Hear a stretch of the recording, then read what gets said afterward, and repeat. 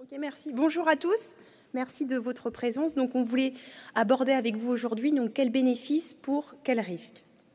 Donc, le cancer du sein représentait en 2015 54 000 nouveaux cas. C'est le cancer le plus fréquent chez la femme, mais aussi le plus mortel avec 12 000 décès, première cause de mortalité donc par cancer. Cette mortalité augmente avec l'âge, avec des taux extrêmement bas à l'âge de 20 ans, des taux à 50 pour 100 000 à partir de 60 ans et 4 fois plus après 80 ans, avec un taux de mortalité de 200 pour 100 000. L'âge médian au diagnostic est de environ 73 ans.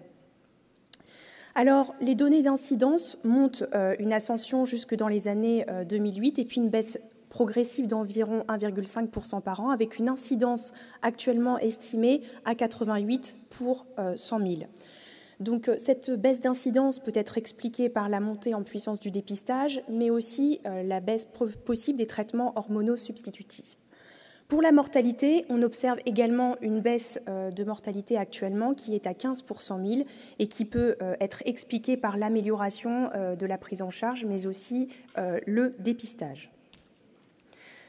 Alors, il existe un dépistage organisé en France qui a été généralisé à tout le territoire en 2004, qui repose sur une mammographie bilatérale de dépistage. Les taux de participation souhaités sont de 70% au minimum, et notre taux actuel est de environ 51%. On observe des disparités de participation en fonction des classes d'âge, notamment les classes d'âge les plus jeunes et les plus élevées participent moins au dépistage. Et on peut aussi montrer, les données épidémiologiques montrent qu'on a une tendance à la baisse progressive de participation depuis environ les années 2012 pour toutes les classes, sauf celles des 70-74 ans. Alors, la France a une particularité, c'est la coexistence d'un dépistage organisé avec un dépistage individuel, et les données de l'EGB, l'échantillon généraliste des bénéficiaires de l'assurance maladie, montraient en 2008-2009 que 45% des femmes réalisaient le dépistage organisé à partir de 50 ans, avec 15% des mammographies qui étaient effectuées dans le cadre d'un dépistage individuel. Par ailleurs, on observait que 36% des femmes avant 50 ans avaient déjà au moins réalisé une mammographie. Alors, à présent, on va vous parler un petit peu de quels bénéfices. Et pour parler des bénéfices, on a choisi de vous parler de la baisse des décès par cancer du sein évité. Alors, 11 essais ont été réalisés entre les années 1960 et 1990 sur le dépistage du cancer du sein, réalisés dans des pays scandinaves, Canada, à New York et Royaume-Uni. Et alors, la synthèse des mêmes essais par différents auteurs sont assez proches et montrent une baisse relative, réduction du risque relatif par décès par cancer du sein, invité versus non invité, de 19 à 22% environ. Plus particulièrement, la revue Cochrane a refait une analyse en sélectionnant, selon eux, les 3 essais qui étaient les plus adéquats, avec une baisse un peu plus faible, de l'ordre de 10%, qui n'était pas significative. Alors, les essais sont censés mesurer sans biais le résultat de l'invitation au dépistage et non du dépistage réalisé, ce qui veut dire que, si la compliance n'est pas parfaite, des femmes non dépistées peuvent se trouver dans le groupe dépistage et des femmes dépistées dans le groupe témoin, ce qui a pour conséquence de sous-estimer le bénéfice par dilution. Certains auteurs se sont intéressés sur comment estimer cet effet lorsque l'on réalise le dépistage, et il y aura un facteur correctif d'1,4. Ce qui veut dire qu'il semble raisonnable de considérer 20% comme estimation de l'effet de l'invitation et 28% comme effet du dépistage réalisé. Or, quand on propose le dépistage du cancer du sein à une femme, ce qui compte, c'est le dépistage réalisé qui est pertinent et pas l'effet de l'invitation. Mais ensuite, il faut le traduire en réduction absolue de risque, qui est une information plus honnête et réaliste que la réduction relative. Or, cette réduction, elle dépend beaucoup de l'âge, et je vais vous montrer un tableau qui est un peu plus parlant. Donc, par exemple, si on considère une réduction du risque de dépistage réalisé de 28%, on considère qu'elle serait la même quelle que soit la classe d'âge, ce qui n'est pas vrai, mais c'est pour l'exemple. On voit que le risque de décès par cancer du sein n'est pas du tout le même à 40 ans qu'à 70 ans. Donc, si, avec un petit calcul, si une femme de 40 ans a un risque de décès de 1,8 pour 1000 avec un taux de participation au dépistage de 36%, on peut alors aboutir, à part un petit calcul, à 1800 femmes à dépister pour éviter un décès en 10 ans. Soit, si on prend l'inverse de 1 sur 1800, on arrive à une réduction absolue de risque de 6 pour 10 000. Quand on passe à 50 ans, le risque de décès augmente, donc 3,8 pour 1000. Avec le petit calcul, on arrive à 800 femmes à dépister pour éviter un décès en 10 ans, soit une réduction absolue qui est plus importante de 1 pour 1000. À 60 ans, le taux de décès est de 6 pour 1000. On arrive à 500 femmes à dépister pour éviter un décès en 10 ans, soit 2 pour 1000 en réduction absolue. Et à 70 ans, ce bénéfice est encore plus important, avec 380 femmes à dépister environ pour éviter un décès, soit une réduction absolue de 3 pour 1000. Donc on voit bien que ce bénéfice absolu dépend complètement de l'âge. Maintenant, je vais passer la parole à Xavier qui va nous parler des risques. Merci Émilie. Alors parmi les risques, nous avons choisi de vous parler des surdiagnostics, parce qu'ils font l'objet, comme vous le savez, réguliers de controverses scientifiques et aussi de polémiques médiatiques. Donc en premier, on a choisi de vous redéfinir ce qu'est un surdiagnostic, donc le diagnostic d'une tumeur qui n'aurait pas eu de manifestation clinique au cours de la vie de la patiente, et de vous dire un peu comment ils sont calculés. On compare des taux d'incidence entre deux populations similaires, l'une dépistée et l'autre non, avec tous les biais, bien sûr, que vous pouvez voir dans ce calcul. On peut aussi parfois comparer des taux avant et après le dépistage, et bien sûr, on a aidé de modélisation statistique. Cette diapositive illustre les variations du taux de surdiagnostic. Vous voyez, allant de très très faible à presque 60%, et même des modélisations allaient jusqu'à 75%. Cette diapositive est aussi l'occasion de remercier Catherine Hill, épidémiologiste de renom, qui a bien voulu faire la mise à jour, et Marie Leclerc, une jeune médecin généraliste dont j'ai eu la chance de diriger sa thèse, qui a travaillé sur les surdiagnostics dans une revue de la littérature. Alors comment expliquer un petit peu ces variations ? Le cube est dans le désordre et on va essayer de le remettre dans l'ordre. La première chose, les essais cliniques et les études observationnelles n'ont pas les mêmes résultats, comme pour le bénéfice. Et probablement, après des ajustements adéquats, on peut estimer qu'au maximum, le surdiagnostic serait à 10%. On va maintenant parler des ajustements.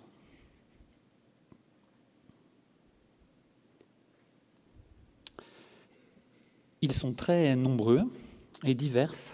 Le temps d'avance au diagnostic est celui qui fait le plus varier le taux. Et donc on en parlera. Et l'ajustement au carcinome canalaire in situ est aussi un ajustement important. Les autres sont quand même moins retrouvés dans les études et avec des niveaux d'impact moins importants. Cette figure, qui vient de l'Institut états-unien du cancer, nous permet une modélisation de l'histoire naturelle du cancer du sein et nous permet d'expliquer un peu ces surdiagnostics. Il y aurait des cancers à évolution très rapide, probablement qui pourraient expliquer les notions de cancer de l'intervalle, puis des cancers à évolution plutôt lente, qui eux bénéficieraient du dépistage, et des cancers enfin à une évolution très lente, voire sans évolution, qui eux constitueraient le stock de surdiagnostics et surtout de surtraitement.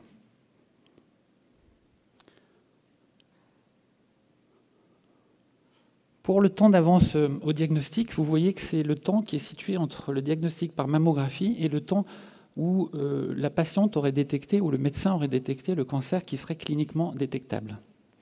C'est inhérent au dépistage. Évidemment, ça augmente l'incidence, mais quelque part, c'est ce qu'on recherchait, puisqu'on voulait dépister des cancers plus tôt. Alors l'avenir, c'est peut-être de dépister en fonction du risque stratifié, et puis... cette diapo est un peu transitionnelle avec l'intervenante d'après, puisque j'ai cité son article dans le bulletin du cancer En route vers le futur, avec la génétique, des biomarqueurs et l'ADN circulant pour Suzette Delalloge. Donc on a un surdiagnostic qui peut être un conflit de valeurs pour le médecin et pour le patient. On n'est pas tellement habitué à ce genre de choses. Normalement, quand on se soumet à un dépistage, on se dit que c'est pour le bien du patient. Et même les médecins se disent c'est vraiment sûr. Parfois, on entend aussi comment on le calcule. Et heureusement, on a des revues de la littérature sur des autopsies qui nous confirment qu'on retrouve chez des femmes décédées d'autres causes des cancers carnellaires in situ, mais même des invasifs, en moins grand nombre. Et puis surtout, on a voulu discuter un concept développé par Junot qui est l'ensorcellement des nombres. Il nous rappelle que dans une étude ancienne que selon le mode de présentation d'un programme de dépistage, entre le number need to screen, c'est-à-dire le nombre de sujets nécessaires à dépister, et le risque, la réduction du risque relatif, on n'a pas la même perception.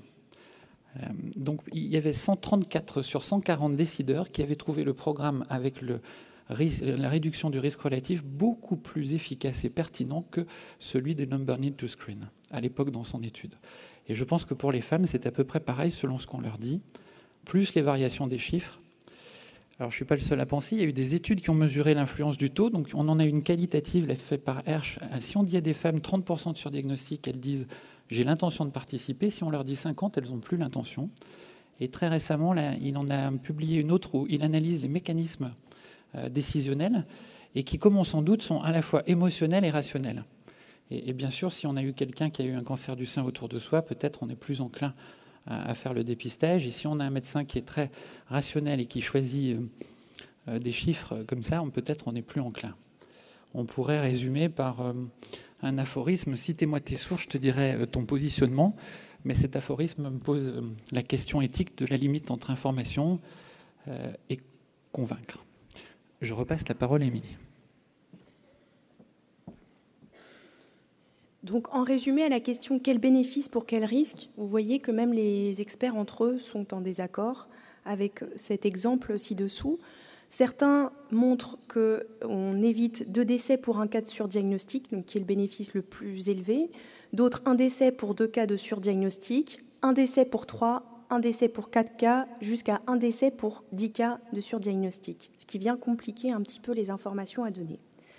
Par ailleurs, la façon de présenter les informations aux femmes est extrêmement importante et je voulais vous présenter un outil d'aide à la décision réalisé au Canada qui me semblait assez parlant pour les femmes puisque cette illustration présente les bénéfices et risques en fréquence naturelle et de façon visuellement compréhensible plus facilement qu'avec des fréquences, des probabilités conditionnelles, par exemple au risque relatif.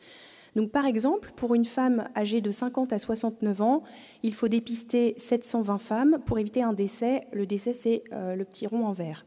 4 femmes seront opérées, donc les 4 petits ronds en rouge sur diagnostic.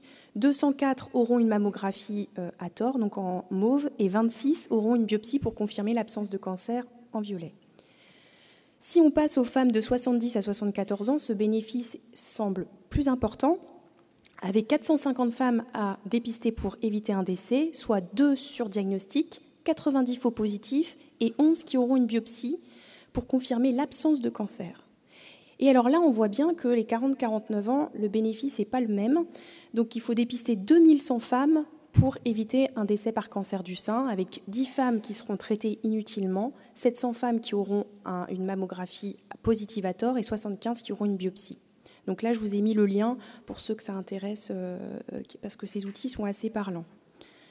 Donc voici le résumé. Donc le bénéfice semble plus faible entre 40 et 49 ans, donc 10 cas de surdiagnostic pour un décès, 50-69 ans, 4 cas de surdiagnostic pour un décès, 70-74 ans, 2 cas de surdiagnostic pour un décès évité. Alors, beaucoup d'auteurs disent oui, mais quid de la mortalité toute cause, puisqu'elle prend en compte les effets négatifs du dépistage. Sauf que la mortalité toute cause, c'est sûr que c'est un peu le rêve pour un chercheur, mais c'est un critère qui nous semble peu réaliste, puisque la part de mortalité totale représentée par le décès du cancer du sein, qui est en noir, est extrêmement faible. Ce qui veut dire qu'il faudrait des centaines de millions et des millions de femmes pour pouvoir arriver à montrer un impact du dépistage sur la mortalité totale. En conclusion, à la question « Dois-je me faire dépister ?», le débat reste encore ouvert. En tout cas, il semble qu'avant 50 ans, les inconvénients l'emportent sur le bénéfice. Ce qui est important de savoir, c'est que des données montrent que 77% des femmes de 50 à 54 ans, en rentrant dans le dépistage, ont déjà une mammographie. Donc là, on peut passer des messages en tant que médecin généraliste. Il nous semble important de souligner l'importance de l'information des femmes sur les bénéfices et risques. Alors là, se pose la question de la difficulté de quelles données présenter, mais aussi de communiquer sur l'incertitude. Enfin, dans cette situation, il nous semble également extrêmement important, d'un point de vue éthique, de prendre en compte les préférences et les priorités des femmes dans le cadre d'une approche centrée patient en vue d'une décision médicale partagée.